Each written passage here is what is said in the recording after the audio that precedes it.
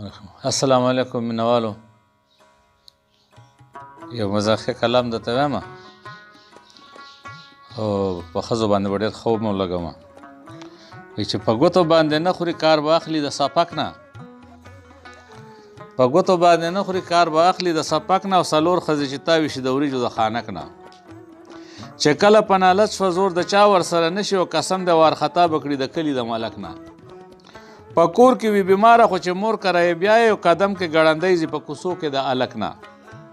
او په مینه محبت به یې د دین طرف ته بیایي، ظالمه اسپنه ده چې کار اخلي د چابک نه.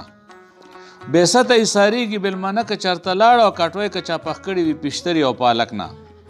په ضد چې کله راغله نو خاوند ورته حیران شي، دا څوک څپېړه څه دي نه یریږي د کوتک نه. او که تا چېرته په زور باندې یو دوه قدمه بوتله شي، سر په فریادونو لکه راغله د کرک نه. بس ګوري بهانه ماشوم که وکړې پې متیازې، او دا مونځ او داسې څه کړې چې بیا پاتې وي سبک نه. د پوزې سړتېدل به یې جاري وي تر قیامته، که جوړه جوشانده کړې ورته کور کې د ادرک نه.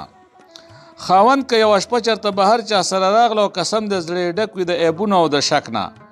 یوسف غمزده وایي چې د دې په مرضی نه ځې، یو ګوټو به در نه کړي په کور کې د پتک نه.